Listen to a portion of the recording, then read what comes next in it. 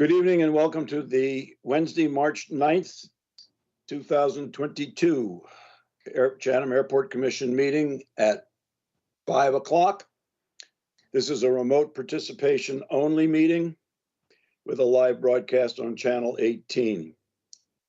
Pursuant to Governor Baker's June 16th, 2021 signing of an act relative to extending certain COVID-19 measures adopted during the state of emergency, including the extension of his March 12, 2020 order, suspending certain provisions of the open meeting law, general law, section 30A, subsection 20, until July 15th, 2022.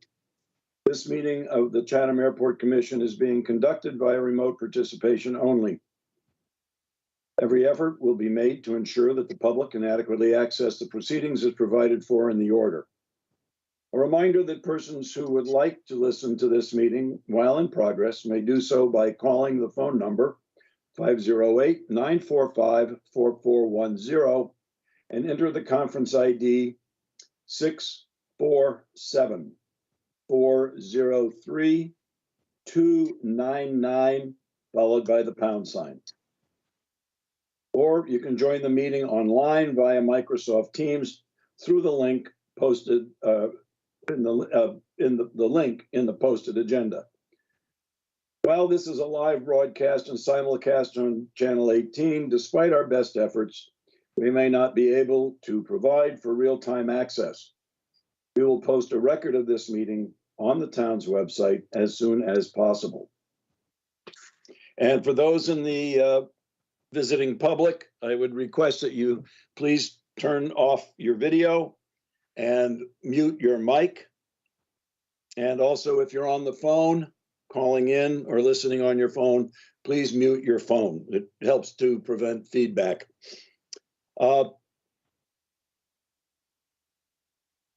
So we'll start the meeting with the roll call. Commissioner Burke. Present. Commissioner Cortese. Present. Thank you. Commissioner Donovan. Present. Commissioner Galen. Present. Commissioner Hobeck. Present. Commissioner Owens. Present. And Commissioner Harrison is present. The next order of business is to approve the minutes of the February 9th, 2022 meeting. Does anyone have any additions, corrections, or deletions for that set of minutes? If not, or if so, please state it.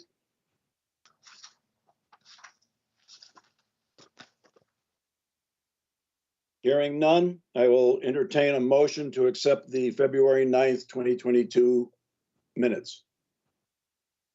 So moved. Second. Okay, we got Mike Galen made the motion and seconded by Mr. Burke.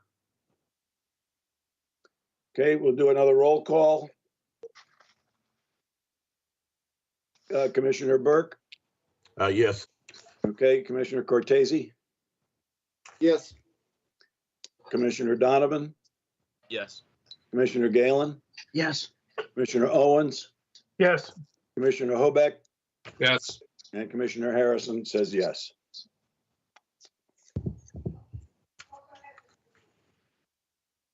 Just a moment.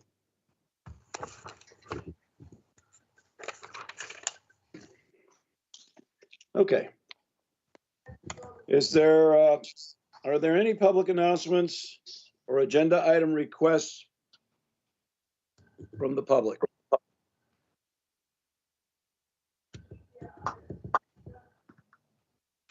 Let me get this changed so I can see if any hands are raised here. Mrs. Lofgren. Good evening, Chairman Harrison. Yes, I have a future agenda item request. Given the news that the phase out of ag gas is, they're looking at 2030, I'd like to request a discussion and planning for the alternative no lead fuels on the airport property. And the question of how does this phase out impact the plans in the AMPU with regards to our fuel farm? Thank you. Okay.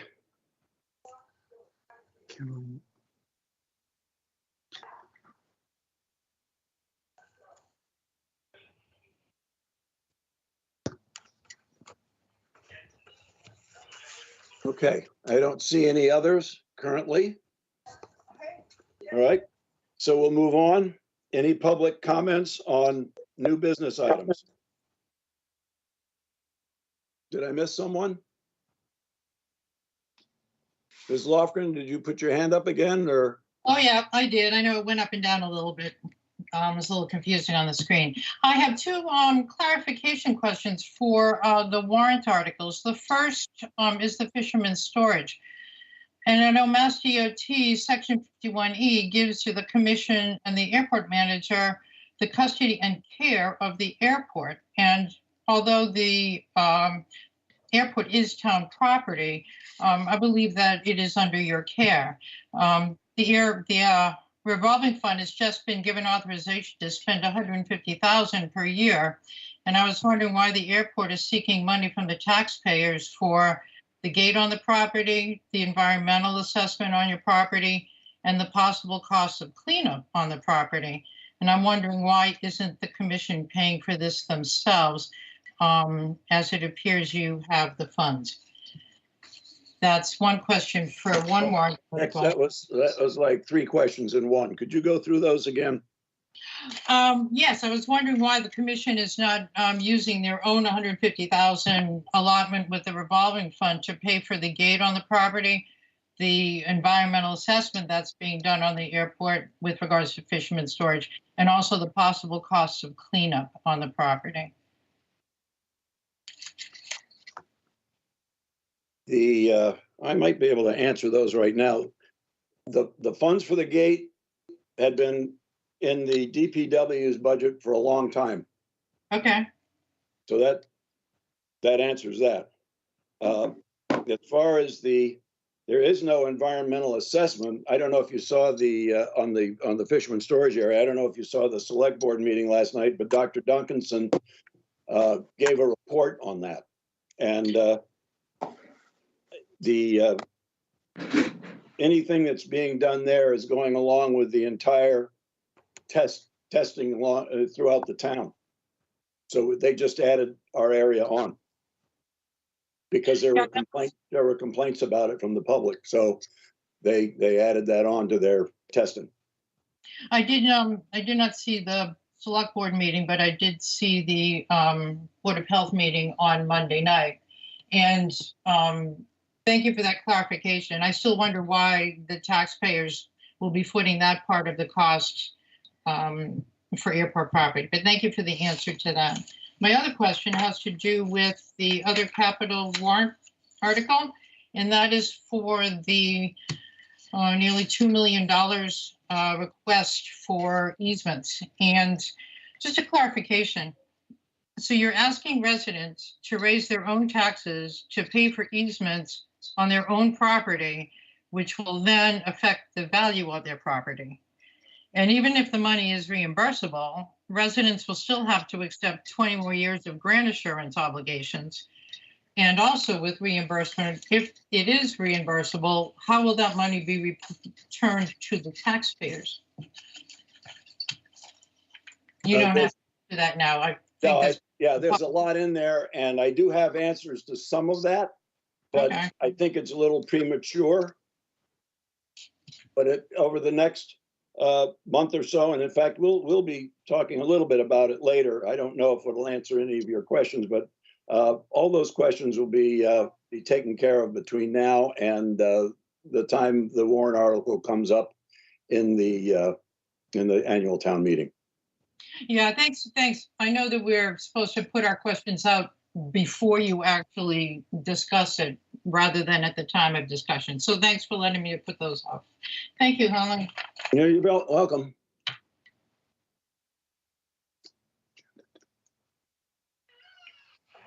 Okay.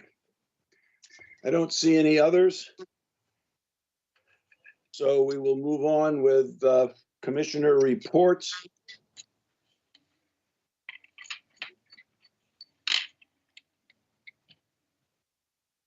Commissioner Burke on the revolving fund. Thank you, Huntley. For the period in between the last meeting, which I believe was February 9th to tonight, the rental lease receipts have received $3,273.34, bringing the year-to-date total to $27,940.53. The personal services line item had no expenses this month, so that remains at $1,123.09. Purchase services for this period was $7,605.28, bringing the year-to-date total to $51,300.26. For the hangar leases, there were no receipts received during this period, so that year-to-date total remains at $29,068.34. Okay, I'd just like to speak to the hangar leases because I know some people question, if some of them are behind and so on.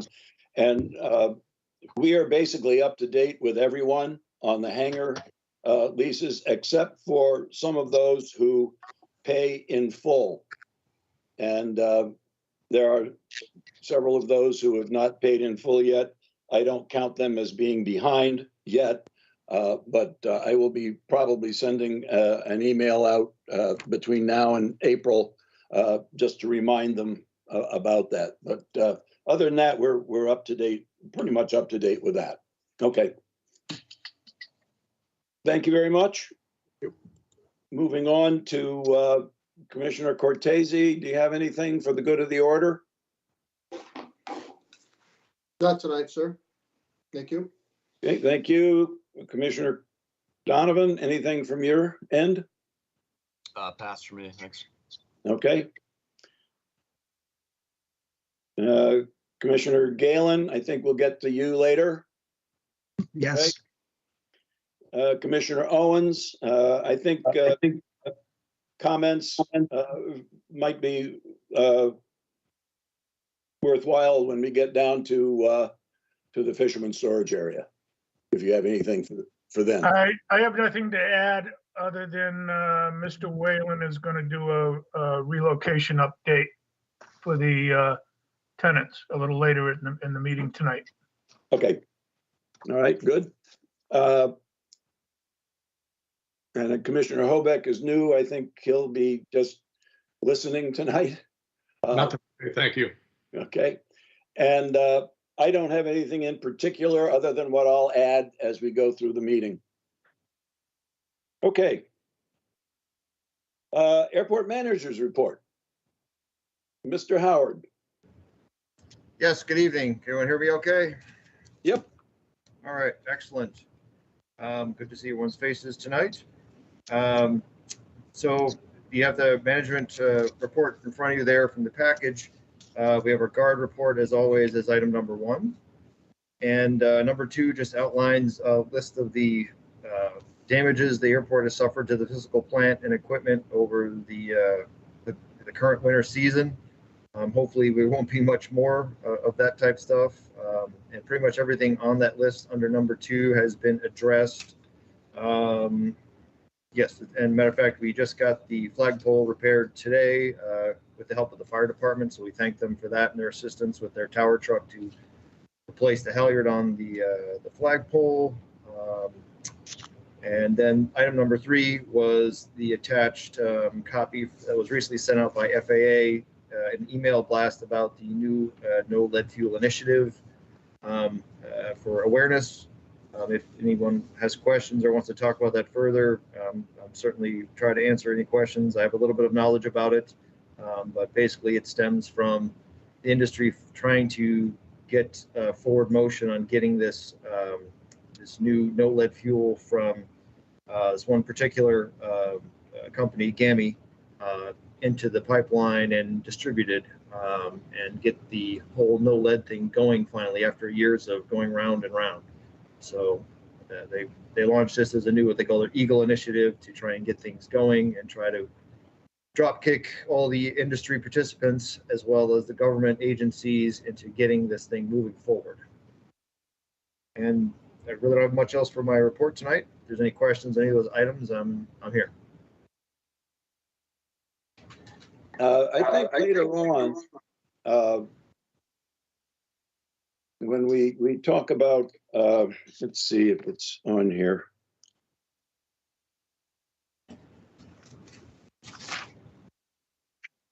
No, I thought it was on the, let me see, just a moment. You know, at the very end, I'll talk a little bit about future agenda items.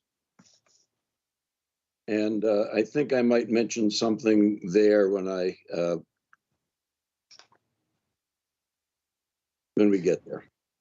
But I think other than that, I think we're good. All right, thank you. All right. Ms. Wilcox, could you please turn your video off?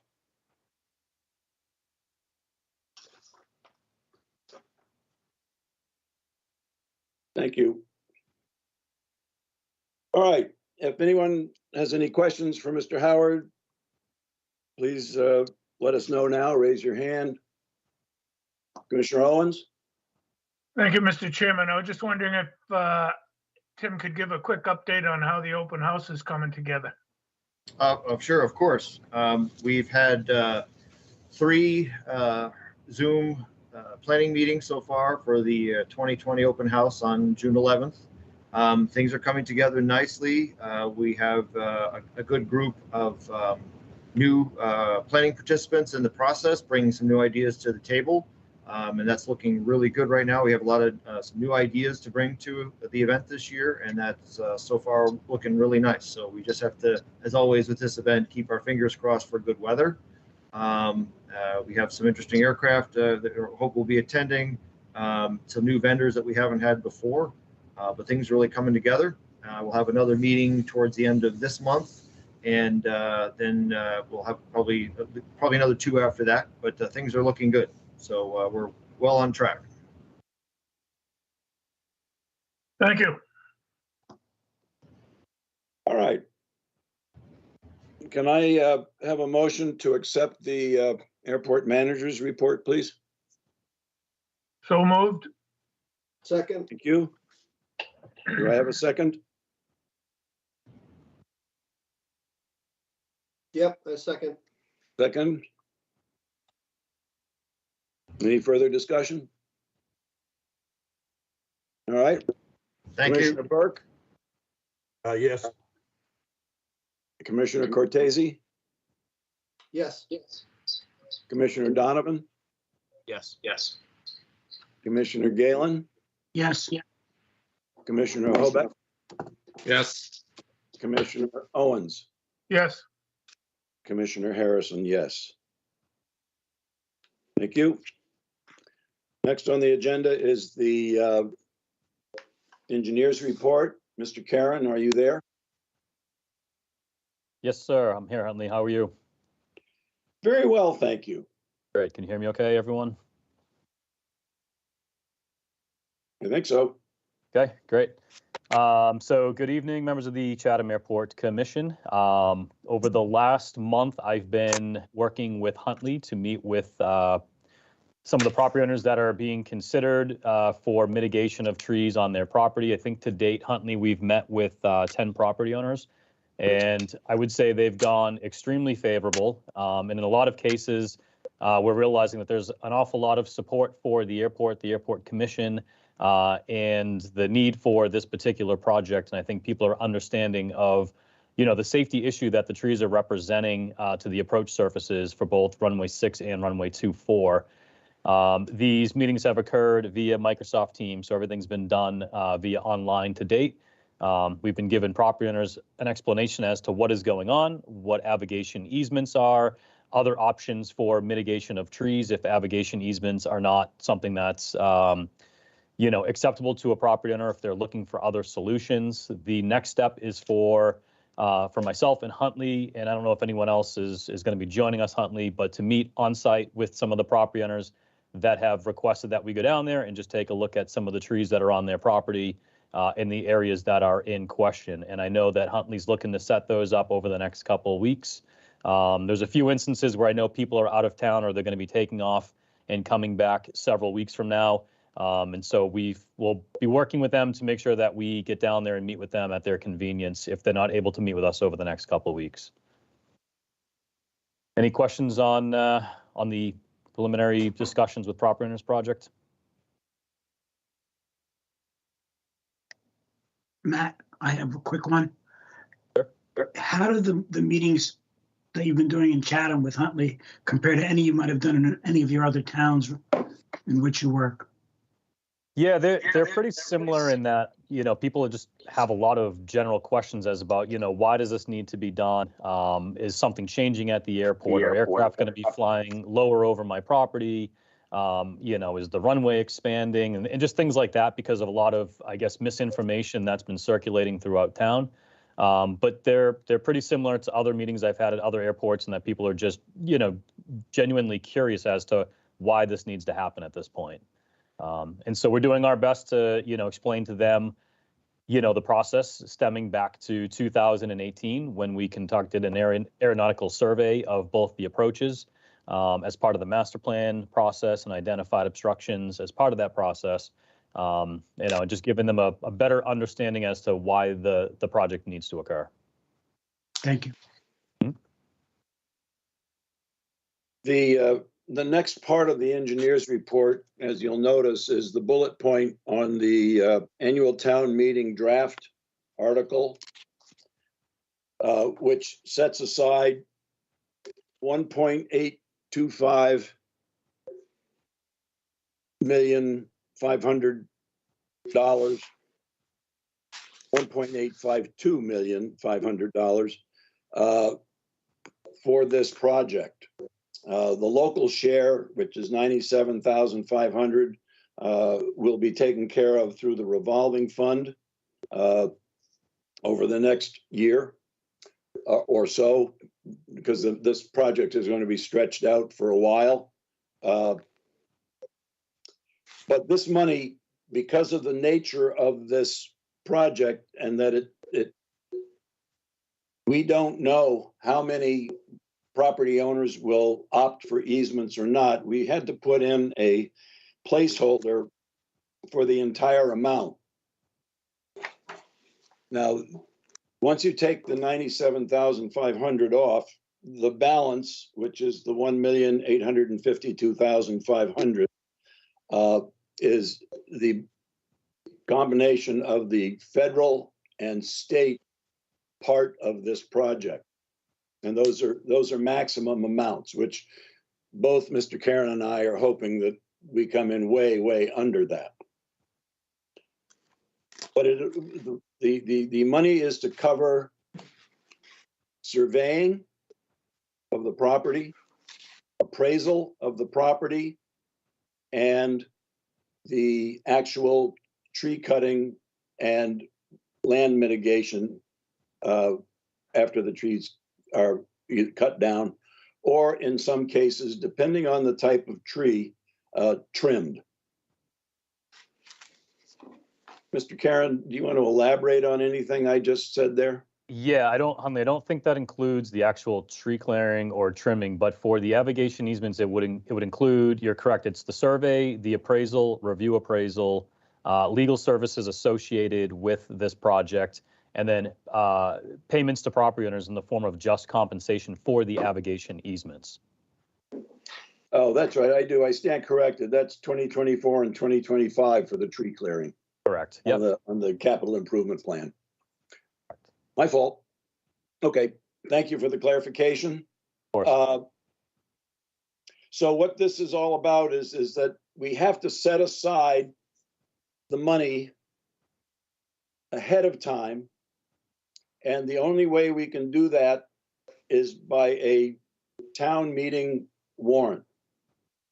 And I know that I worked with Terry Whalen on putting this together. And Mr. Whalen, if you could kind of weigh in at this point on this, please. Sure. Good evening. And just for a brief review, if the commission recollects, they did basically, approve, submitting the placeholder article with the details to come. So essentially, we're at the point, as the chair just indicated, this is really, the upend limit, and in response to the questions, a couple of the questions that were raised in the public, the article is structured. The reimbursement process is a little different than this, even though it's an AIP CIP project.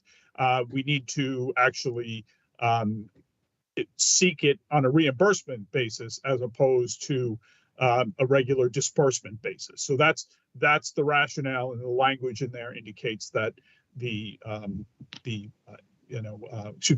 funds would be reimbursed by FAA, and as we've seen, back in November, or excuse me, October, when the commission approved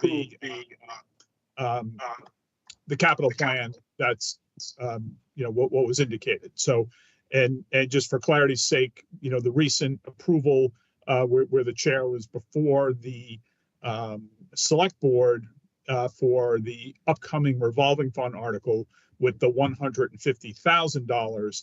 Again, the local match. So the article is drafted only covers, or provides where we would normally be reimbursed on a project, basically the 90% federal and 5% state. That's what the 1.8 represents, and the 97,500 was part of the rationale for the cap request of the 150,000 for FY23. So just again, I think that hopefully that answers those questions. And again, the information is from the AMPU and the identified properties, and again, consistent with what Matt and Huntley have been properties they've been reaching out to and letters we've sent. And hopefully the rationale, again, the explanation, tried to keep it simple. A lot of the language in there is, quite frankly, from the AMPU and the EA. Well, Matt, I didn't check with you on that, but we did use that language and just reformatted it a little bit and added a paragraph related to, as Huntley just described, with, the ongoing activity. So that's basically the structure, of the article. So again, it will go back before the Board of Selectmen to be considered for placement on the warrant. Yeah, and I would call the public's attention to the second page of the warrant, where it says, through this project, the airport will address the following. And it has 5 bullet points there that really are very specific with regard to what will be happening and what this project is all about. With regard to the finances and exactly how all that will work, we will be having a meeting shortly with the Finance Committee and the Town Finance Director to discuss that. And by the time town meeting rolls around, we will have an answer to that. We may even have a preliminary answer at the April Airport Commission meeting. So that is that particular topic is pending. Commissioners, let's see. I don't know whose hand was up first, but we'll go alphabetically. Commissioner Cortese. Yeah, just wanted to thank you, Chairman Harrison. Oh, wait a minute, my fault. I just muted you by accident. Sorry. Oh, okay. No worries. Just had a quick question on the amount. So we're 95 and 5, correct, as far as the percentages go, and so that would put the town's cut at 92,625 for the total. If we were to get to that point, which we're hoping to come in under. The 5%. The entire amount that was put forth in the CIP was 1.95 million, and if we subtract 97,500 from that, we get the balance of 1,852,500. Gotcha. Okay. So that it's the combination of the 1.755 and the state's 97.5. gives us Okay. 1.8. Our section is 97.5. Okay, just wanted to make sure that was clear. Okay, Thank you. you're welcome. Commissioner Galen, Matt, just for clarification, if no easements are necessary, if the if property owners go a different direction, none of this money will be spent, correct? This Correct. particular money. Yeah, my understanding is this money's being set aside strictly for abrogation easements. So I can't speak to whether or not that money could be reallocated somewhere else for the airport, but no, you wouldn't need it if there was no abrogation easements required. Right. So it just goes back into the general fund and it just never gets used. This particular money, because that CIP program isn't necessary. Other things might have to be done in terms of the vegetation clearance, but not as it's written here as an easement, correct? That's my understanding, yes. Okay. Thank you. Mr. Whalen, did you have something to add? Yeah, I think probably more accurately, it wouldn't be expended, would be not that it would go back, it just wouldn't be expended, depending on the number.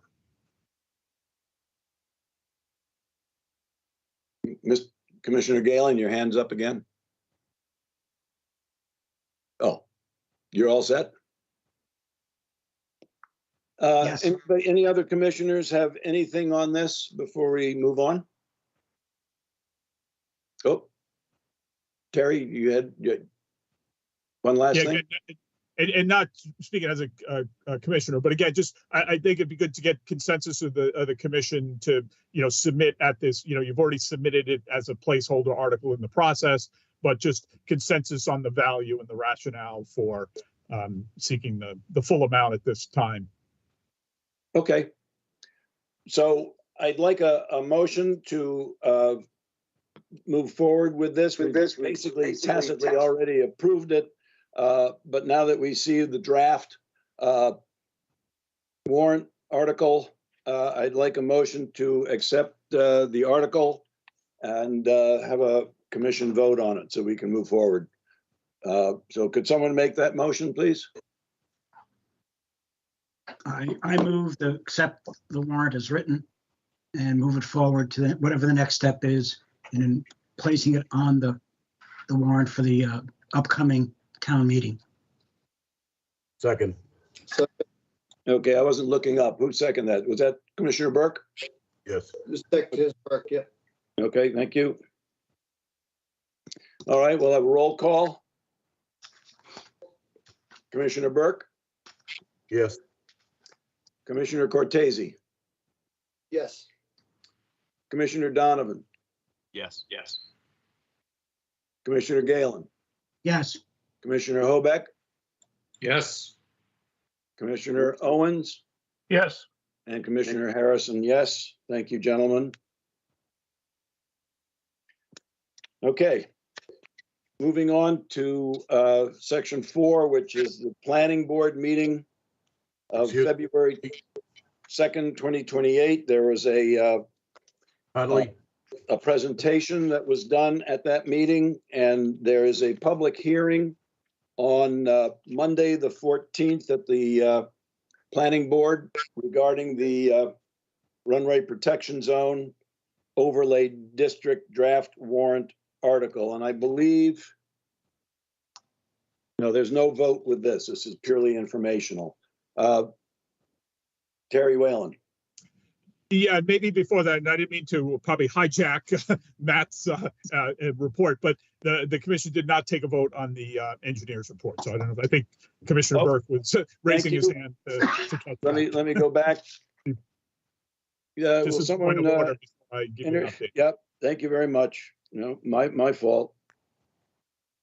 Will someone make a motion to accept the engineer's report? So moved. Second.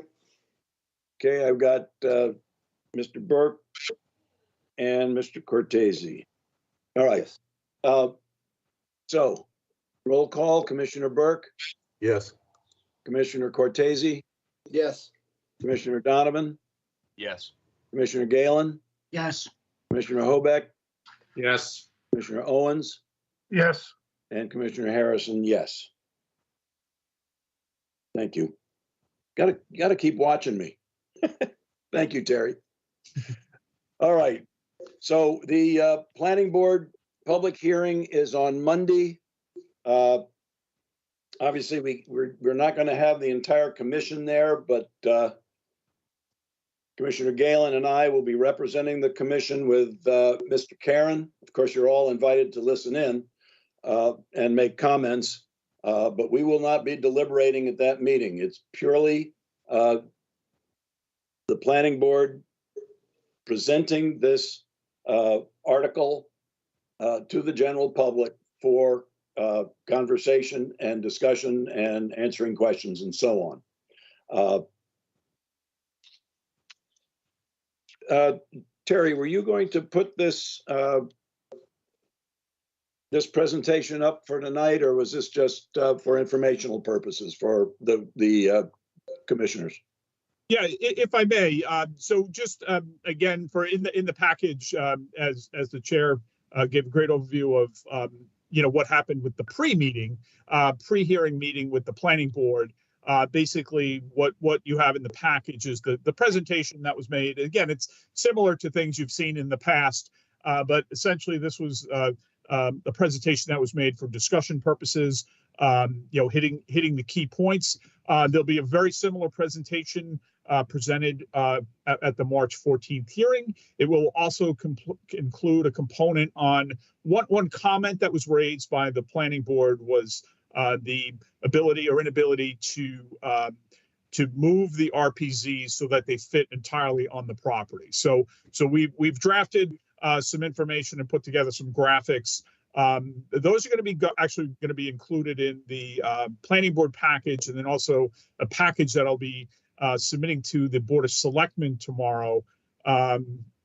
Yeah, tomorrow's Thursday already, for their upcoming package, which I will copy the commissioners on as well. So essentially the presentation for the request of the article to kick off the hearing will be very similar to what you see here, with a few more graphics added, basically showing what would happen if you reduce the basically put the RPZs entirely on the property, as planning board just requested exploration of that and some rationale. So Matt and I worked up a few graphics and a couple of bullet slides for that. So I'll be sharing that with the commissioners as well. And again, as the chair indicated, there's a lot going on here as we're closing in on getting everything in for the warrant. So that's why there's a lot of activity on things needing to go back for hearings, going back to the Board of Selectmen and Finance Committee. So this one's going to have a lot of activity next week with the planning board hearing scheduled also for action on the select board, depending on the outcome of the hearing, on placing it on the warrant or any other comments they have on a report. And then again, as the chair mentioned, we also need to go, the charter requires all articles to go before the FinCom. So that's going to happen also. Right now, I think we're on for the 16th, but that's still fully to be determined. So there's going to be a lot of activity. But like I said, you'll get a copy of my staff report to the select board. That's going to have the presentation essentially in advance, because it's not very different. But the planning board public hearing is part of the process of a zoning bylaw before it goes before town meeting. So the planning board needs to hold a public hearing, and they need to make a report to town meeting on the hearing. So that's where we are in the process, and we're moving along. So you're going to be getting a couple more mailings and packages electronically, and I can provide hard copies if commissioners want as well, either today or tomorrow. And it'll basically have this. I'm kind of highlighting the things that are going to be in the staff report as well. So it's going to be, again, the high level, but this way, so you're aware of what's going to be happening next week. So there's going to be a lot of different meetings and actions over the next 3 days. And again, all of this is really working towards getting to the warrant printing deadline, which I believe is the target is 24th. So again, have all these items all bundled up and signed, sealed, and delivered, if you will, to be included on the warrant. So so I think that's it. And again, if the commissioners had any comments. I know you've seen the draft, the draft text of the article before. Again, it's what we've been discussing about the using the overlay district as an approach to deal with quite frankly, a pre-existing condition that predates the recent commission, and really conditions going back over time, in response to some discussion on changing activity in the RPZ area. So with that, again, I'll entertain any questions, or like I said, even when I send out the package, feel free to contact me as well if you have any questions offline. I would like to add that, as you all can imagine, there was conversation supporting the protection zone, and certainly conversation not supporting the protection zone. And I think most of you, if not all of you, are aware of the 2 citizens' petitions that have been put forth with regard to this, the RPZ, and also the displaced thresholds, and moving the RPZs onto the airport property. And these will all be addressed as we go forward at the public hearing and further if necessary. I think what we're doing is we're trying to be proactive with this overlay district. I don't think it's been called that, or said that we're freezing out any future development. I would disagree with that. I think what we're doing is we are not freezing out development, but we are trying to control development so that the type of development that may go in there is not in violation of the FAA recommendations for the types of development that can occur in an RPZ. We all know that over the years prior to this particular commission, certainly, and even prior to probably several others, that there was development at each end of the runway that probably should have been addressed at that time. It wasn't, and now we are trying to do our best to put something in place that certainly enhances the safety of people on the ground and pilots and passengers of aircraft arriving and departing from the airport. So that's the crux of it. And next Monday at the planning board meeting, which starts at 5 o'clock, like I said, Commissioner Galen and I will be there with Matt Caron and Terry Whalen, and our legal counsel, I believe, will be there as well. And we will be discussing this, the pros and cons, and hopefully we will be able to convince people that this is a good idea. Any questions on this? There's no vote necessary. This was purely informational. Okay. Moving on, Fisherman's Storage Area update. I have written a letter to the, let me just get it out here. I've written a letter to the fishermen regarding the gate installation and the timing. What Terry just put up on the board was the conversation at the select board meeting from Dr. Duncanson with regard to the fisherman's storage area. I think in response to Mrs. Lofgren's questions earlier, item 2 has to do with Bennett Environmental to perform a site assessment in that area, in addition to the other areas in town where that are in question. And the third item there has to do with engineering firms to evaluate the relocation of the fisherman's storage area. I will say this about that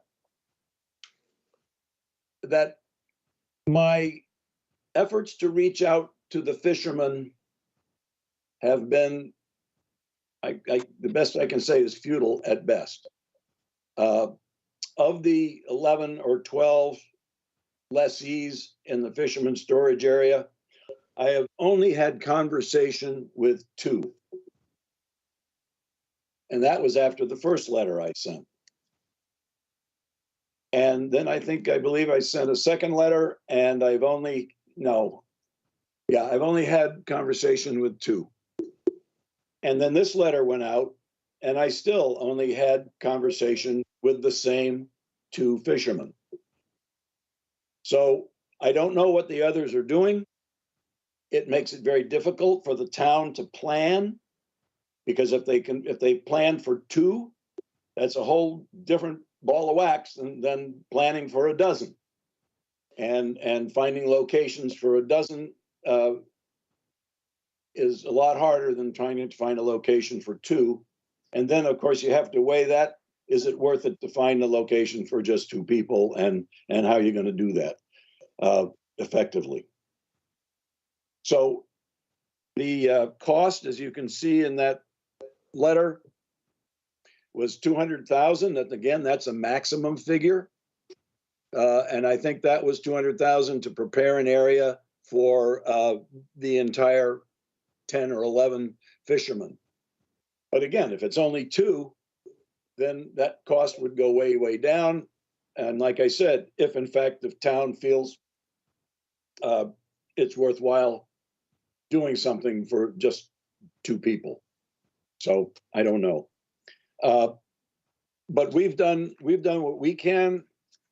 My letter indicates that the gate will be installed at the fisherman storage area on or around April 1st. And then the area will be open for the fishermen to come in and retrieve their items between now and the end of June on various Saturdays. And I'll put this out here now to the commissioners that I would like your help. I'd like to enlist your help on some of those Saturdays as we open the gate, to sit there and just for 3 hours and make sure that there is a lot of material going out and no material coming in, because we want them to move out, and that's what we're doing this for. But we want to lock it up at other times. Mr. Whalen, you have your hand up. Oh, there you go. Sorry about that. I did not mute. I started talking. I apologize for that. Yeah, and just again, I don't have much more to add. So again, the chair did a great job of the overview, but just in the context of a couple of the public comments that were raised, we do need to remember that the fisherman's storage area was a town use on the airport property. So hence as the chair explained, the funds not coming from the airport revolving fund. And then again, the final request or the article that you will see going before town meeting, again, is an article coming from the Natural Resource Division, Harbor Masters, Natural Resource Department, Harbor Masters Division, again, who is handling the planning for the relocated area. So really, as the chair indicated, your last involvement on this is the actual removal of the material, once the the gate's in, and as noted in the chair's letter. So just hopefully that clarifies for the public where that why there's a separation there between where the costs are being allocated. Okay. Thank you very much. Do any commissioners have any questions on that process? I'll be talking with each of you going forward with regard to those Saturdays. I think they're 5 or 6 Saturdays, and there are 7 of us, so we'll probably be able to figure something out and not be overburdened with having to sit there multiple Saturdays. But we'll talk about that. Okay, going on. The next thing is the potential grant fund projects. This is really, for me, very exciting. I don't know how many of you know what's going on here, but we have coming up from the federal government. I mentioned this from the last meeting, the bipartisan infrastructure. I don't have it in front of me. The bipartisan, Matt Karen, are you there? Yep, right here, Huntley. It's the BIL, bipartisan infrastructure legislation. law, bipartisan infrastructure law funding. Oh, okay, thank you. And this bipartisan bill is giving, I think it's $5 billion over 5 years to airports around the country for improvements of infrastructure improvements.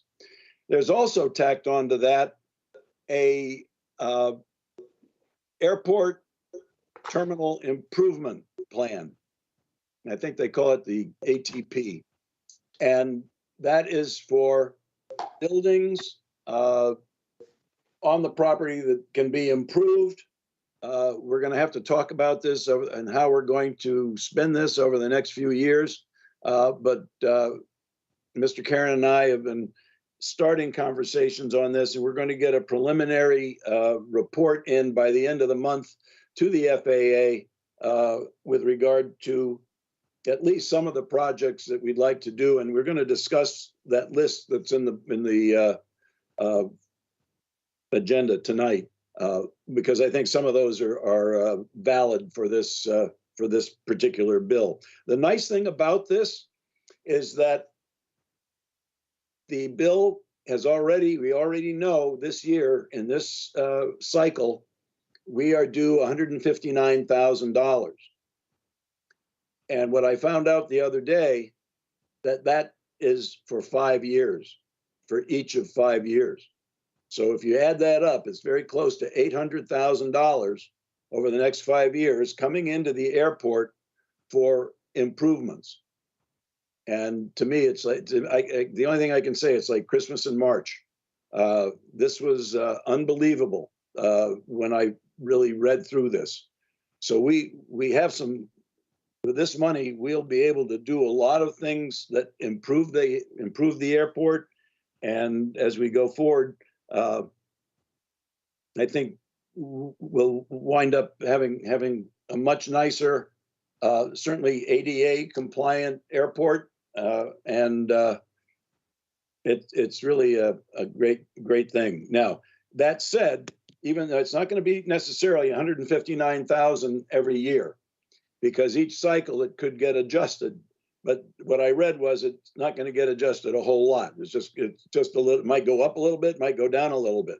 But the other thing is that it's cumulative. In other words, if we don't spend it in the government's FY22, we can save it and spend it in FY23, or save it and spend it in FY24.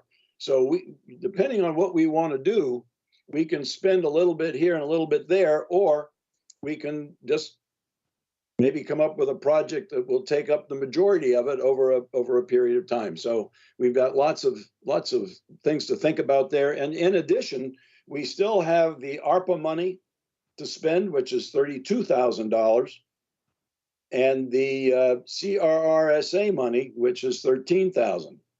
So right there is $45,000, which we haven't even touched yet, and we're certainly about to do that too.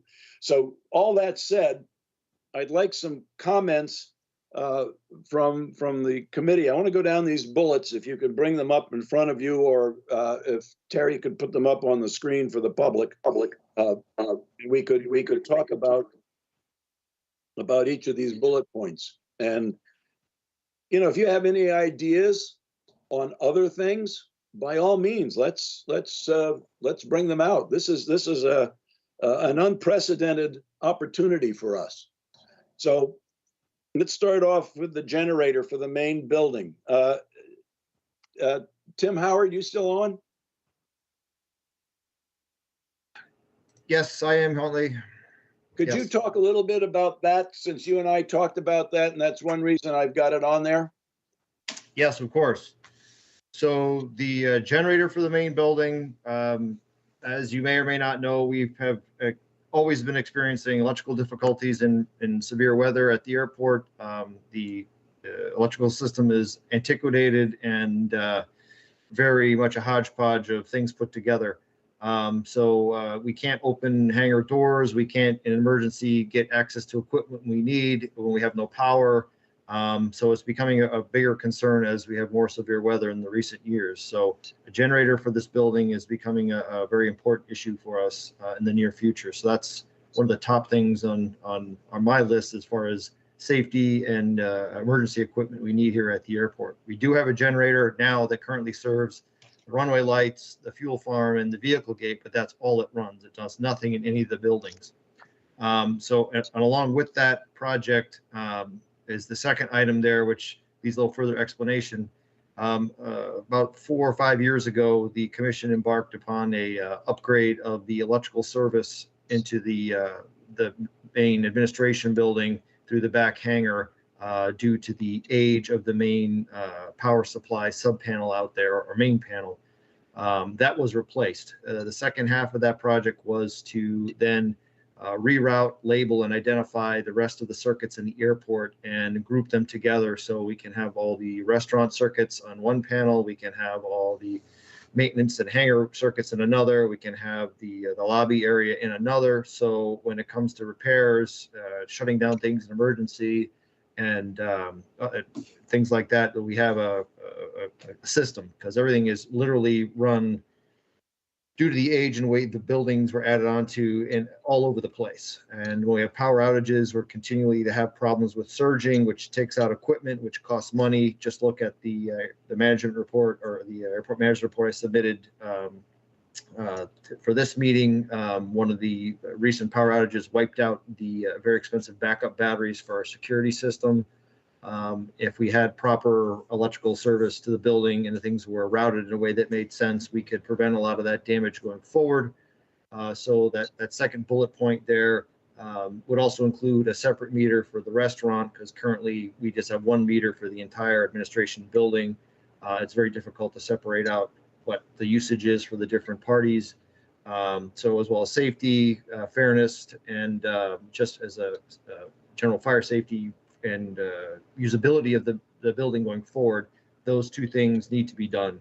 The generator would be separate from the second bullet, but they're very much kind of intertwined as far as functionality. So that's those two, and I'll stop there unless anyone has questions. No, go ahead with the roof leaks, because you. Yeah, well, if I can point the camera up, I can show you it's leaking on my head. No, but yes, we've had a long history of leaks at the terminal building, the administration building, the offices. We tried many times to identify them and repair them. The building currently has a over 22, 23-year-old rubber roofing system on it. And the life of those is really only 18 to 20 years, so we're overdue. And because we cannot find the source of these leaks, the only way really to do it is to strip off the existing rubber roof and re-roof the whole building in the hopes that we can seal off the problems and stop that, because this leaking issue has wiped out equipment, computers, monitors, telecommunications in the past. It all depends on which way the wind is blowing and how hard the rain is, but we routinely every night have to put shower curtains on computers in different offices to make sure that nothing gets wet and ruined. And that's just been a way of life here for years, but it's getting worse. The building's getting older, and it's we either need to spend some serious time and effort to try and rectify these things, or consider replacements for the entire building, which is a difficult task, I realize. But short term, this building is going to be with us, so we need to address these concerns for the near term usability of this building. Okay, thank you. Before Tim goes away, do any of the commissioners have questions for him about those first three bullets? Go ahead, Dave. On the generator for the main building, how would that be? What would be ideal? What would be the ideal generator? What fuel would the generator use? We would prefer to have it on natural gas, just like the existing generator in place that runs the runway lights, the fuel farm, and the gate. The commission has both a meter and a gas tap out by the entrance road with the vehicle gate already with a suitably large enough pad. It's already pre-prepped to accept another generator. As a matter of fact, just today I had South Shore Generator here looking at the building and working up a quotation for us so we can get some kind of idea as to what kind of cost we're talking about and what size generator we need to meet the needs. The estimator was pretty positive in that they could come up with something for us, and we don't need an excessively large unit to handle the system. However, there's a challenge because the terminal building is wired in 3 phases, and it gets technical, but basically we have 3 separate, they call legs of 110 power coming into the building, and instead of one leg doing one section of the building and the other leg doing the other, they're all intermixed. And when we lose power, sometimes we lose 1 or 2 of those legs, or all of them, or only one. And in the days gone by, a lot of heavy equipment, motors for compressors and machine tools use 2 or 3 phase. That's all pretty much gone now, but we still have that older setup. So that's going to be a little more difficult to cover with the generator. But they said it can be done without a whole lot of difficulty, but we have to wait to get their determination back on what's going on. Very interesting that we were talking about leaks, because as I sit here talking to my office, my computer is now getting wet. So I have to leave you to put the shower curtain on my computer. I'll be back momentarily. Thank you. Yeah, well, obviously that's something that is pretty critical, I guess. The next bullet, paving the parking lot, that is an idea that I had. That is the parking lot by the vehicle gate and the little access road to the SRE building. I think it would be good to pave that. I think it would enhance the look of that section. And going along with that is the next bullet, is to put several electric vehicle charging stations on that particular area. I don't have a diagram of that yet, but we will hopefully shortly. But the charging stations could have their back against the road, because there's a pole right as you come into the airport at that entrance, right to your left as you come in. There's an electric pole there, so there's service available very easily. So I think we'd be doing a service. Plus, it would possibly add some revenue. Not possibly, I think it would add some revenue for the commission. As people come in, I do not have an electric vehicle, but I would suspect that if I did, I would drive in, swipe my credit card, and the other than overhead that might go for maintenance and what have you for the charging stations, the rest of that revenue would come into the airport commission. So it's something that I'm seriously thinking about, and those 2 bullet points kind of go together. Commissioner Cortese. Yes, thank you, Chairman Harrison. Question on the who would provide the power for those EV charging stations? I don't know. We're at the idea stage. I don't know. It could be Tesla. I would like to have something universal in there. I don't know if Tesla gives you universal connectors. No, I don't know the technicalities of it, but it might be good to have maybe 1 or 2 Tesla chargers, and then 1 or 2 universals that people that don't have Teslas could hook into. Like I said, I don't know the issue. However, I will be picking a commissioner shortly to look into that. Commissioner Galen. Mike, the power is sourced from Eversource, wherever the power supplier is. As far as who pays for the power, the user, one of 2 things. Generally speaking, it's the end user that pays for it, either directly when they, like Huntley said, when they first use it, or if it's a Tesla charging station, it's part of their account. but it's paid for by the end user unless in some way the charging station company has a different kind of deal. But it's not anything we pay for in terms of the power. Okay, gotcha. So the question, I mean, I think as they're trying, I'm going out on a limb here because I've been starting to look at the EV vehicles, but isn't it subsidized at the current time as well?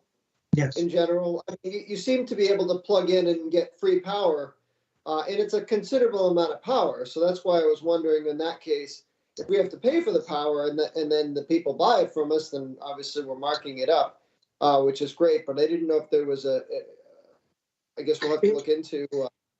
There is Massachusetts. The state has a program for installation of EV chargers right now, subsidizing the expense of the actual physical implementation.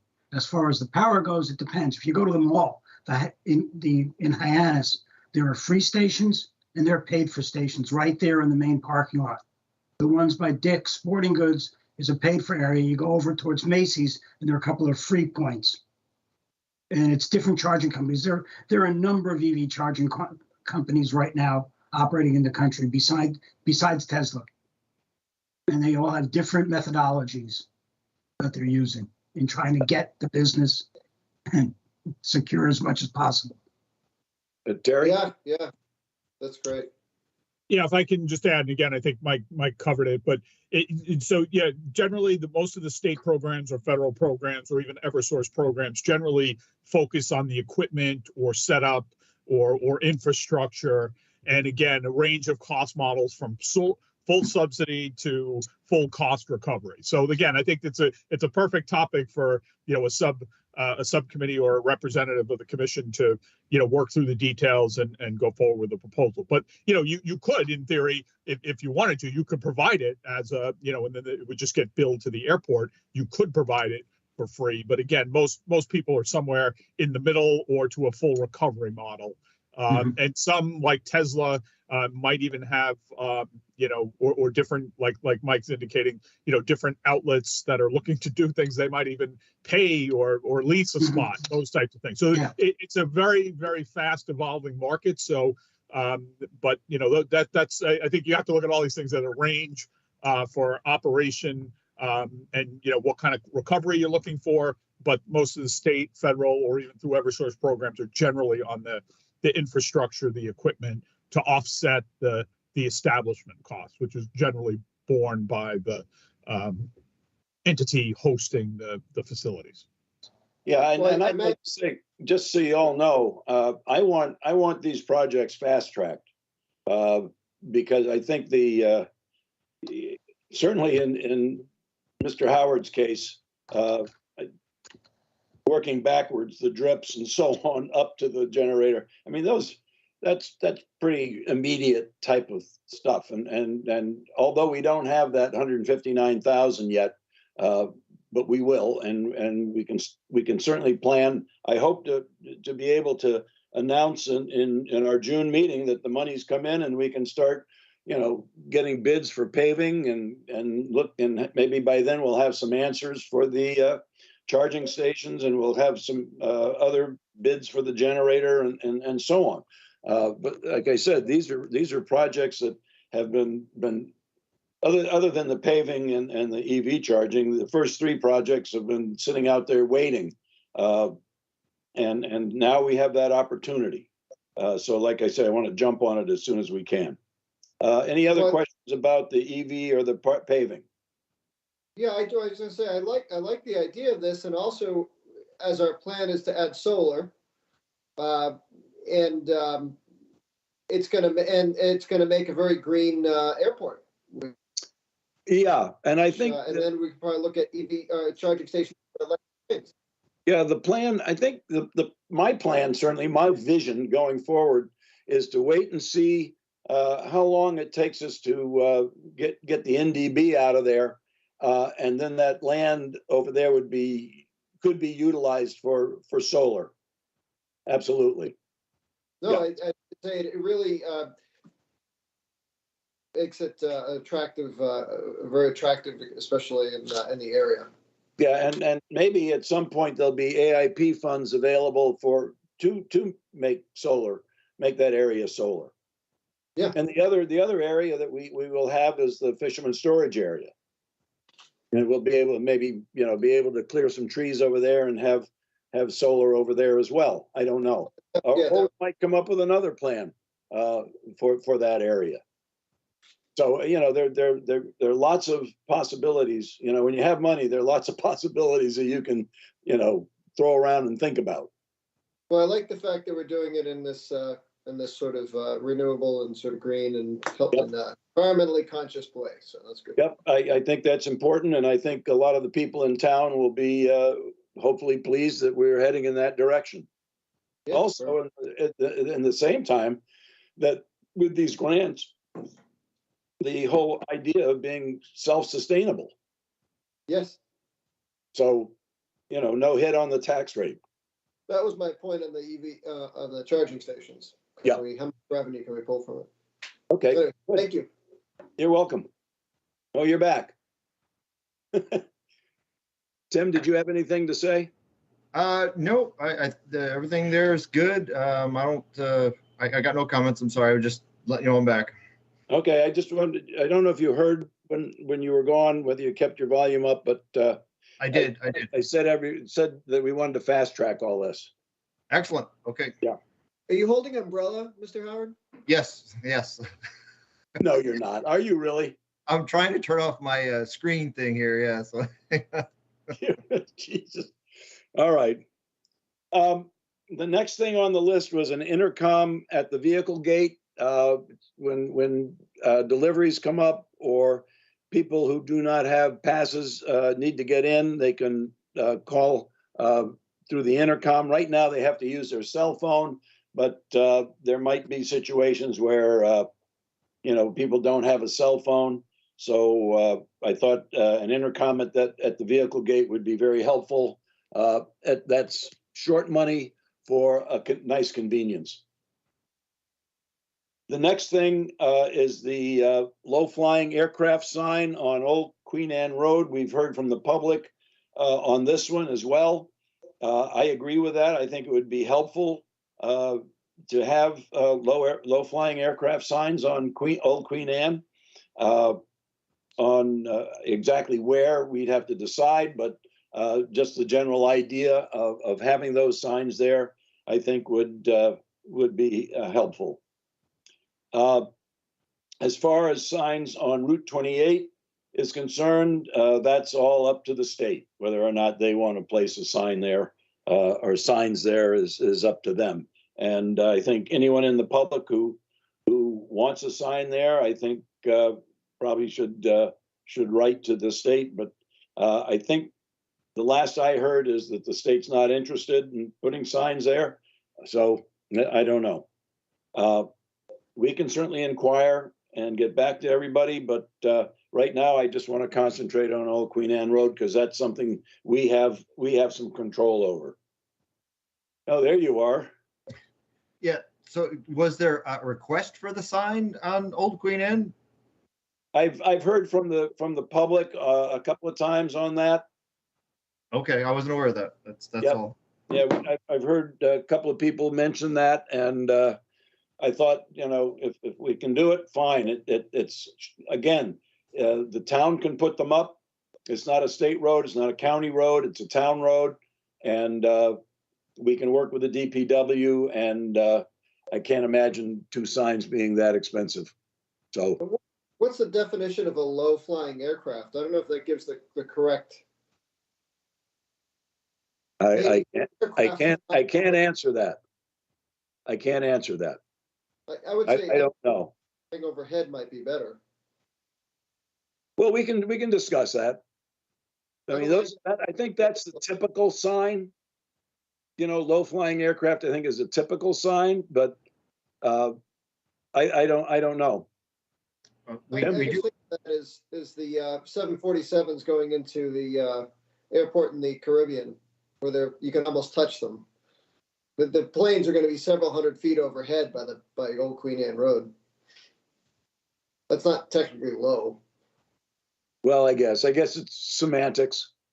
Yeah, I just, it's the whole idea of the low. Flying aircraft, beautiful flying aircraft. You could call it maybe a courtesy sign. I don't know, just to let people know. Beautiful music above coming in. Yeah. Tim, did you have anything you wanted to add?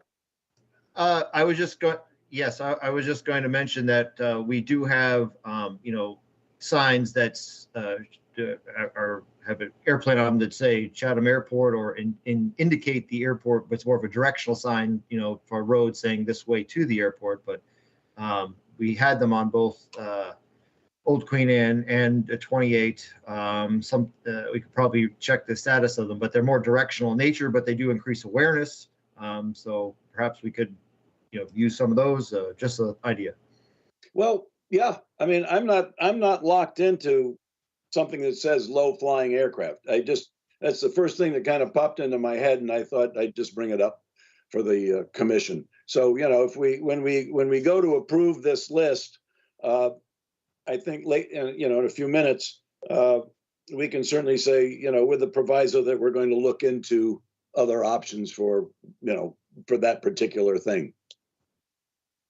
So, like I said, I'm not locked into that. It's just, like I said, it would be a courtesy to have something there. Maybe a sign that says Chatham Airport ahead, or turn left, or whatever. Okay.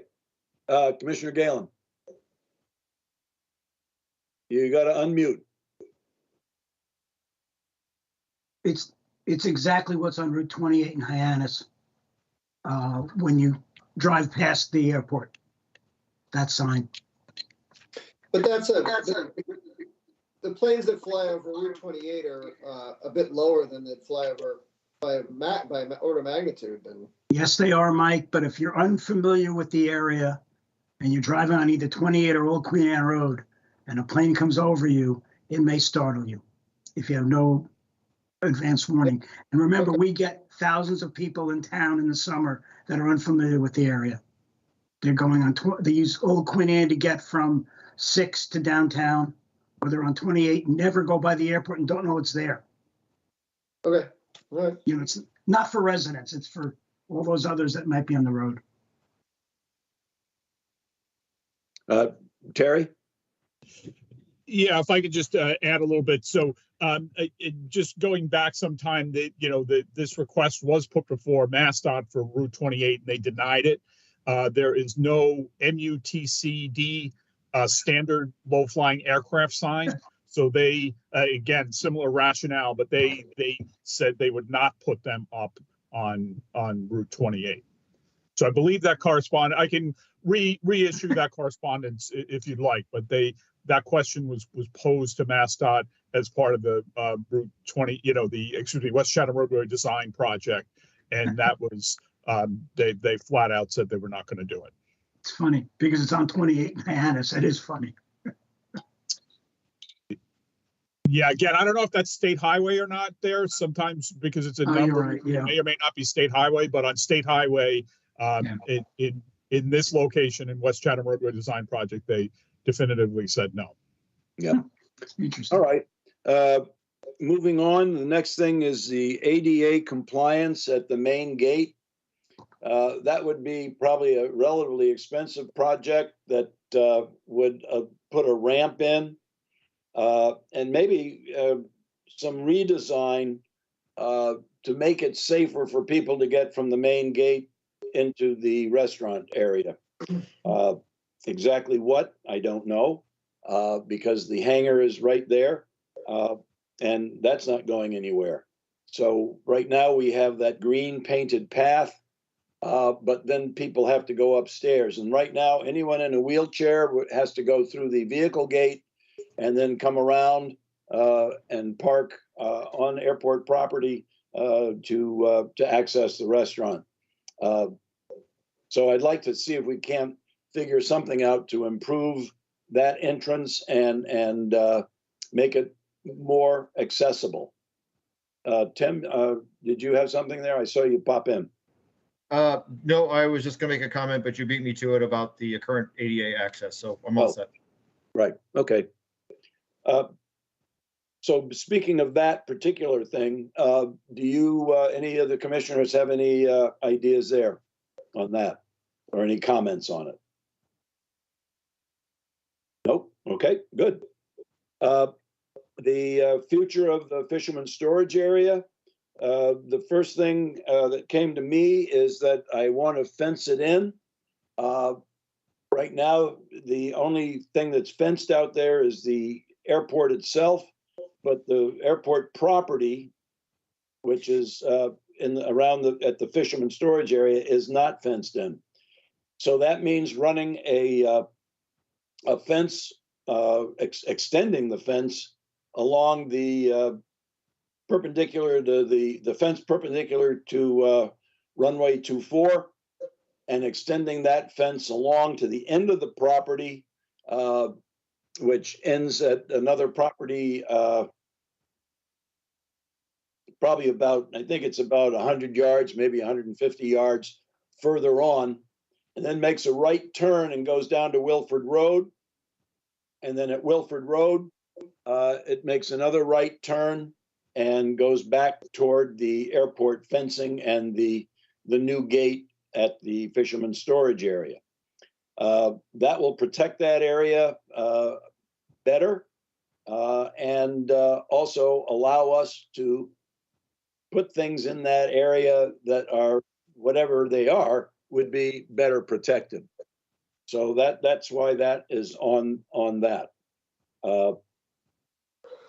Aside from fencing in the area, what actually goes in there, as we said a few minutes ago, it could be solar.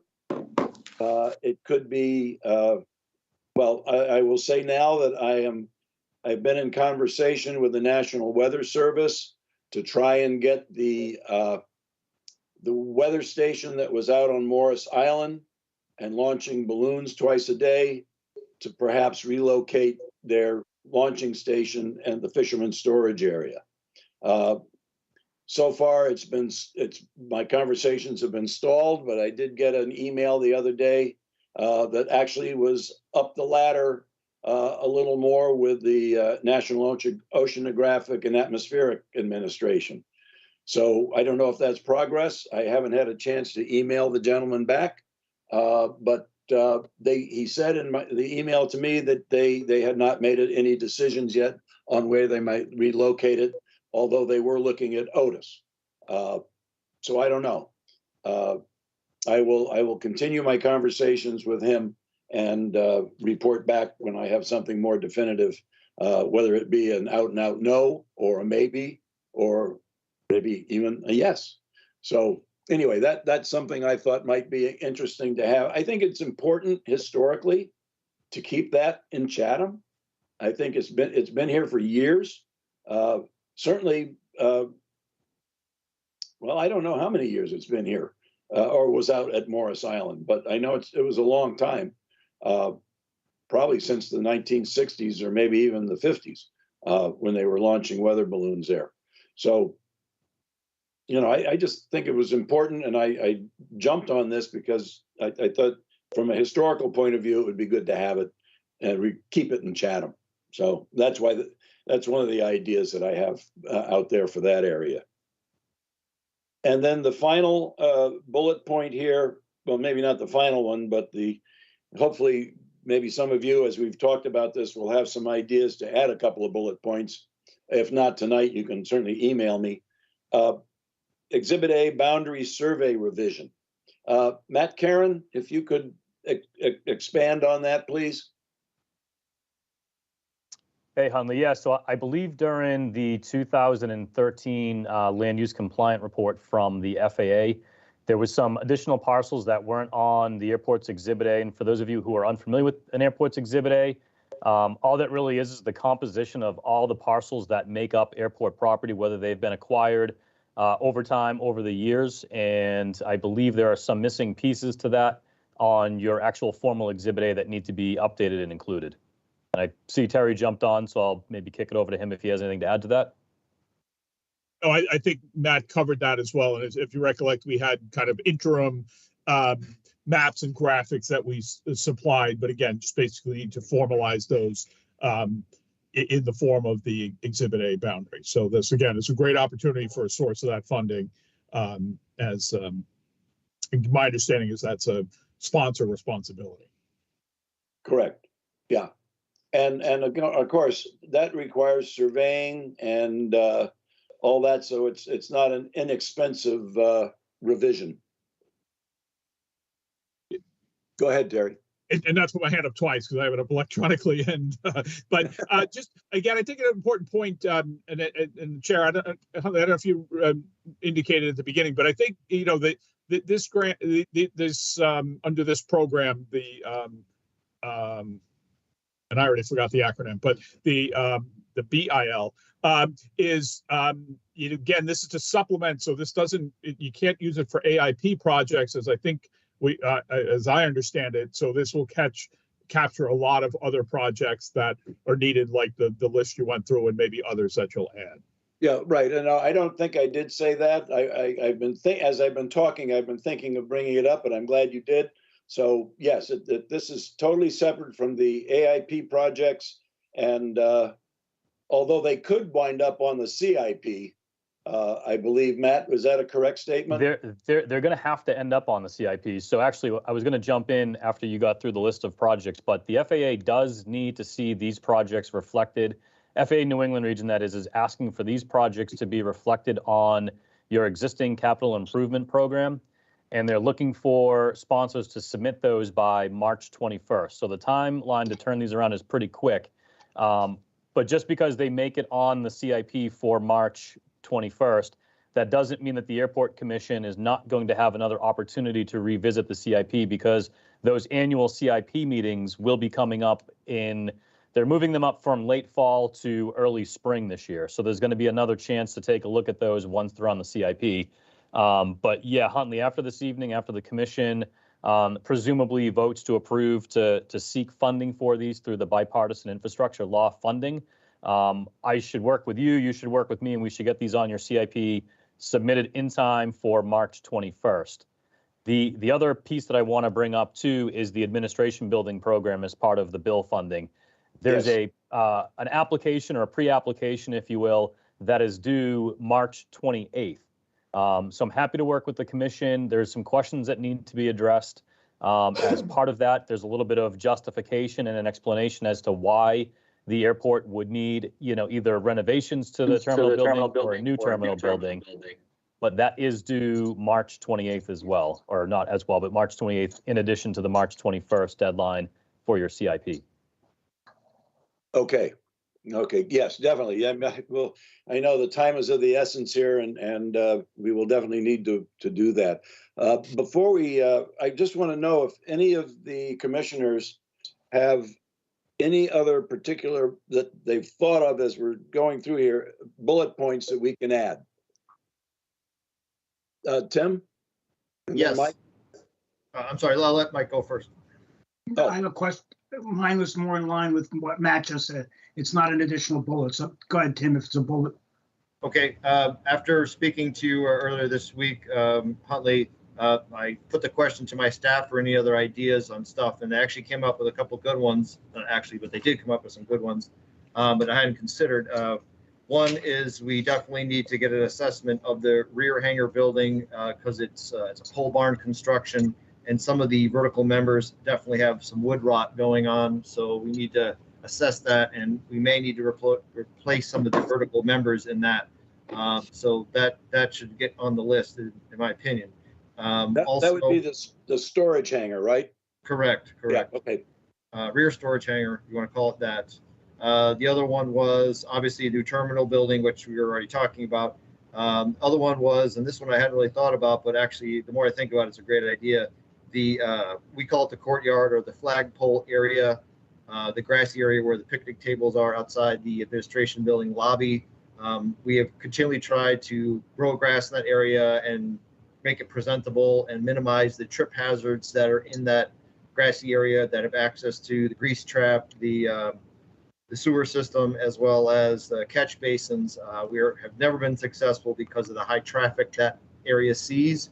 I would like to, for safety and for visual beautification purposes, at some point, get that area either resurfaced, resodded, maybe converted to gravel, something that's maintainable with a high traffic volume, because there's a continual trip hazard out there every summer when the sun comes and burns out the limited grass that's there. We've tried putting down topsoil, trying to grow grass. It's impossible with the amount of through traffic we have. So whether it's AstroTurf, gravel, pave it, or re-excavate it so it's level, that's something I want to see on the list if that's agreeable. That's absolutely, that's a good idea. Perfect idea. Any other commissioners? Mike Galen, Mike Cortese, either one? Two things. One, Tim, what about for a surface, something like they use in playgrounds, that spongy, rubbery, whatever material, because gravel through water will become a mess. This Yes, material can drain. Just a thought. No, that's a Something great for the suggestion. playgrounds. That's a great suggestion, but something along those lines, something that can take the abuse and maintain an even surface, and something that we can maintain. Because I'm tired of seeing kids and stuff and people trip out there in the grass, and it's just becoming a continual problem. But we just can't solve it because of the way it's used and the weather and what it is. So that's a great idea. The other thing, what Matt said just previously about the CIP. So these projects all have to go on the CIP. But I take it, Matt, that things like the repairs to the building, the leaks, and the poles and the tanker might be able to go into the terminal program in terms of the funding. Correct. Yeah. My understanding is, well, per the master plan, going back to that. So on your approved airport layout plan, you do have the replacement of the terminal building. That is a project that's on an FAA approved ALP. My understanding is you'd submit a grant application or this pre-application for FAA before the bipartisan infrastructure law funding consideration.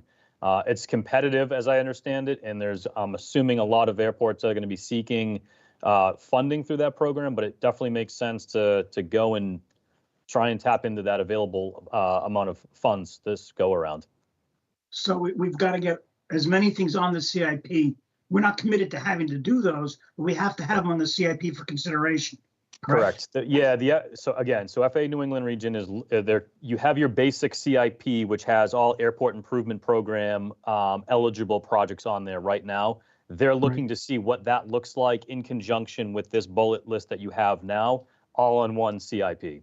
And so what we'll do is we'll revise the CIP so that the projects that you're going to continue to pursue under AIP funding, like aviation easements, for example, will remain in that line item. And then we'll take something like the generator for the main building. We'll give that an estimated cost. We'll put that under, the BIL funding category, and we'll pick a fiscal year that you may decide to, pursue that in. Okay. Makes sense. So again, I'll ask if anyone has any ideas. Don't worry if you don't. Just send me an email ASAP so that I can add it on to the list. And as I talk to Matt over the next week or so, because the 21st is a week from Monday, a week from next Monday. So we've got to hustle. Commissioner Owens.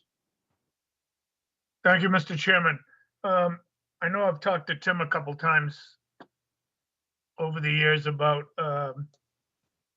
maybe getting the airport a golf cart, some kind of a golf cart that could carry luggage from the planes in. It would eliminate a lot of the pedestrian traffic back and forth in the summer when there's quite a lot of plane traffic in the parking area.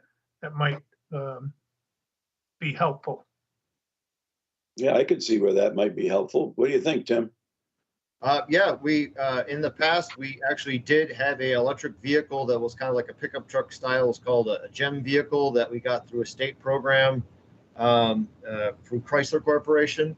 It was actually handy to have to move baggage and stuff around on the ramp, and it was a zero emission vehicle as well.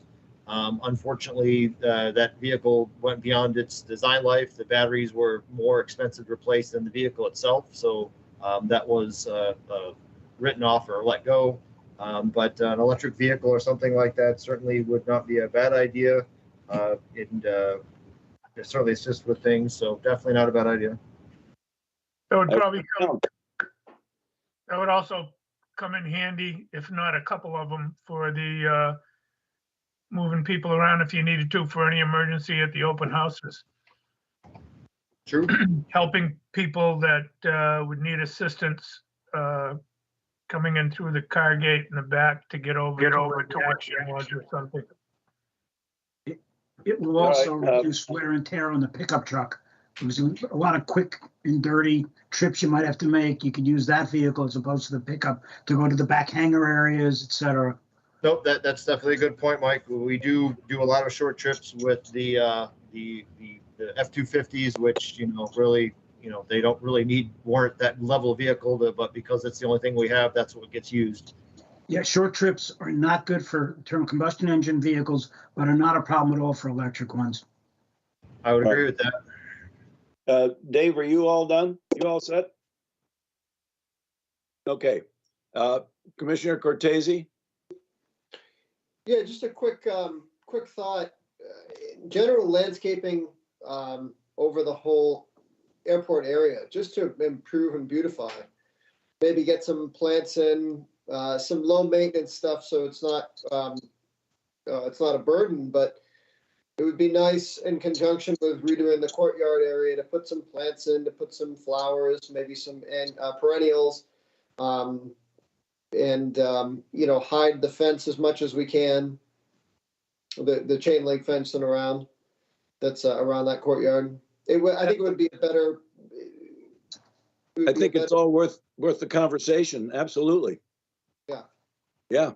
Any kind of beautification would be helpful. I know we've done all pieces over time, but that's on our time and labor or volunteer time. This would be a chance to get it all done at once. Yeah. So I guess if there are no other particular suggestions, in a moment, I'm going to ask for a motion to move forward with this grant funding projects list. Certainly, as I said earlier, things like this intercom and the aircraft sign, I think that's probably a revolving fund thing that probably wouldn't be part of this, but I will reach out to the general public and say to them that if you all have any ideas on how we might spend this money, please send an email to Airport Commission at chatham-ma.gov, which is the Airport Commission's email, and we will take it under consideration. This is an opportunity I think that we haven't had before, and I'd like to include not just the commission in it, but the general public. So anybody with any ideas, about how some of this money might be expended over the next 5 years, please weigh in. And if you know someone who's not on the meeting tonight, let them know. Let them know. So if could someone give me a motion or make a motion to accept the grant fund projects list and allow me and Matt Karen to move forward with putting together something for the BIL? So moved. Thank you. Second. And who was that? Oh, thank you, Mike. All right. I'll do the roll call. Commissioner Burke? Yes. Commissioner Cortese? Yes. Commissioner Donovan? Yes. Commissioner Galen? Yes. Commissioner Hobeck? Yes. Commissioner Owens? Yes. And Commissioner Harrison, yes. Thank you, gentlemen. And like I said, if you have anything else, please send it on. Oh, Terry, did I forget something? No, I think just for clarity, I think the intent was to include everything else that you discussed as well, the items the additional items that you discussed. Is that correct? Oh, yes. Okay. Yeah. Yep. The ones I noted. I've got three Yeah, all items. the ones that, yeah. Yeah, there were three extras that I wrote down: assessment of the rear hangar, rehabilitation of the flagpole area, and a golf cart. Perfect. Those were the three extras that I wrote down. And I guess if I get other ideas between now and the time we have to turn this in, again, we'll be able to do it again next year. So it's a preliminary filing. Yeah, Right. exactly. Right. Yep. Okay. I think that takes care of that. The next item on the agenda is the update on the public relations. Commissioner Galen. Thank you, Commissioner Harrison. Two representatives from John Guilfoyle Public Relations came to Chatham last week and spent an entire day at the airport meeting with every member of the commission, plus Terry Whalen and Tim Howard. And I imagine while they were under it around, they probably met some of Tim's staff as well as staff up at Hangar B's. The purpose of the meeting was informational for the communications firm to get as much information about the airport as they could from a variety of sources, not just one. So it was a pretty big information dump that they took from us on that day. A lot of interaction, interviews, as well as files and material presented. They answered our questions and we answered theirs.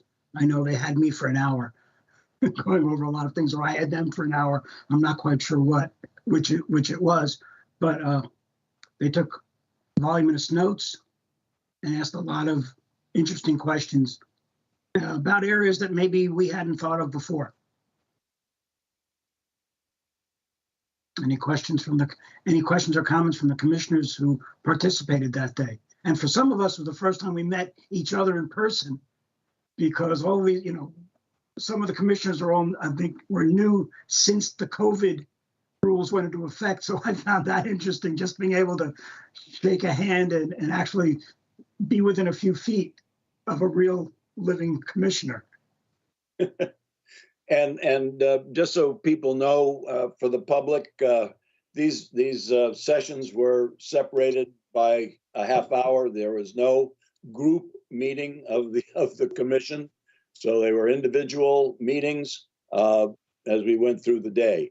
So it was interesting. It was good, and the focus of the information was, how can we improve our communications with the public through getting information out and emphasizing the educational aspects of what we're doing.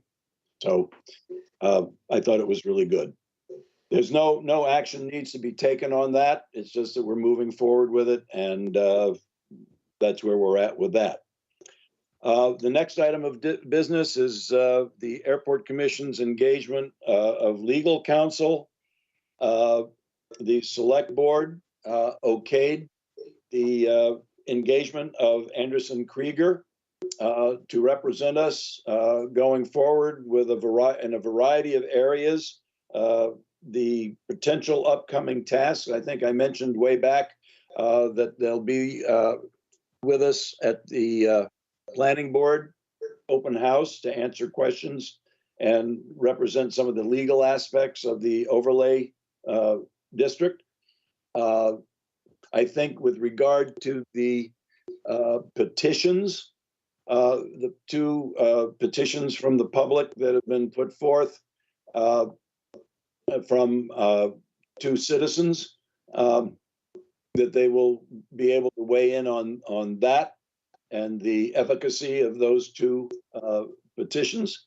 I have also heard that there's a possible third petition out there. I haven't seen it. I've just heard that there is a possible third petition and I don't even know what it's all about. I just heard that there's a possible third petition. But as we come up with the site visits with the property owners, any legal questions that come up, they'll help represent us with the property owners if necessary. And I think that way it will avoid any kind of conflict of interest with the town council. And he's all for it. He said that publicly, and I think it's a good thing.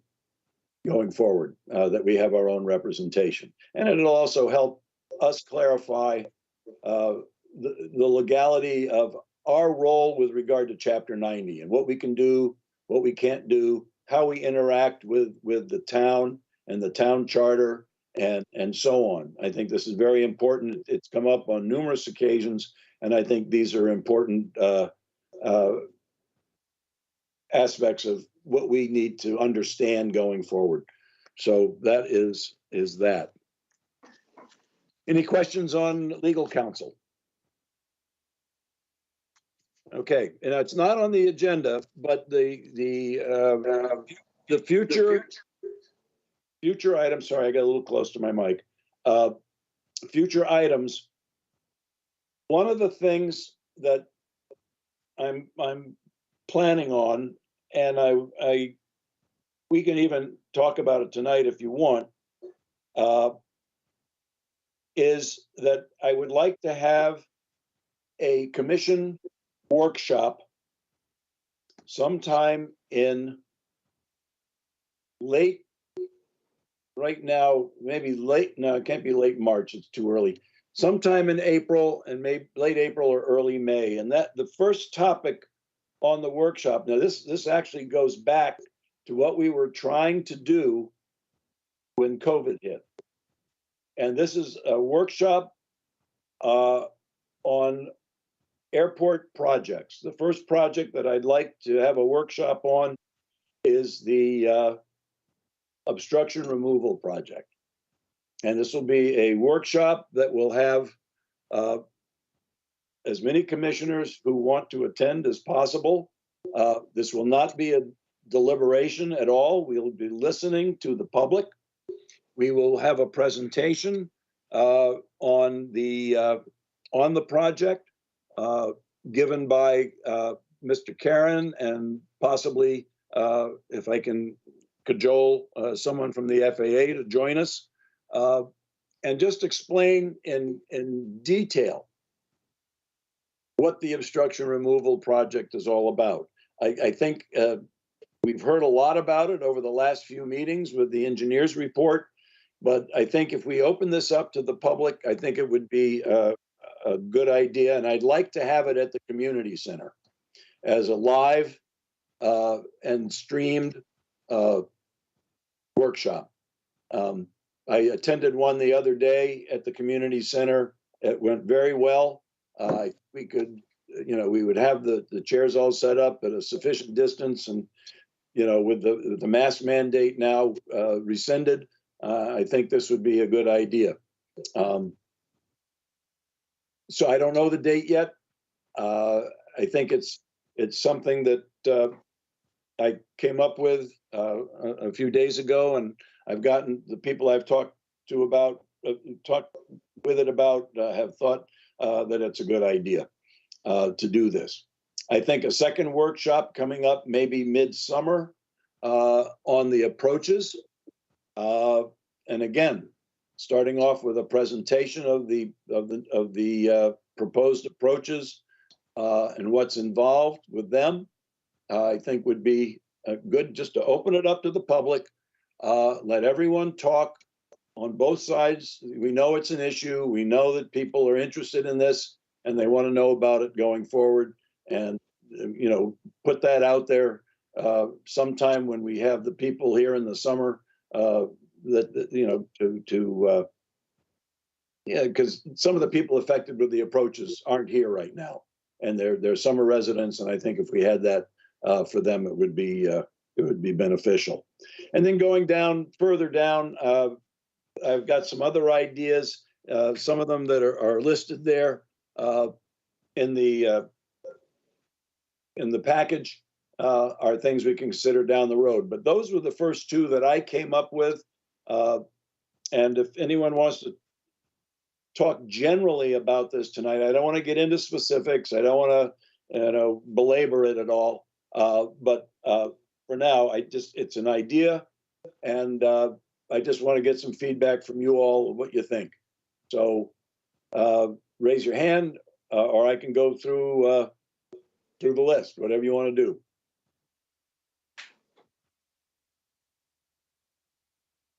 I know I kind of hit you with that. So if you want to think about it a little bit, that's fine. We can get back to it. But I will be thinking about it myself a little further and sending information out to you as in the next week or so. One last thing. If any commissioners have, with regard to those bullet points, have interest in being involved in any of that, like the charging stations or paving the parking lot, looking into the ADA compliance. Obviously, I'm not going to be able to do all that myself. So any of you are interested in any of those projects, let me know, call me, email me, whatever.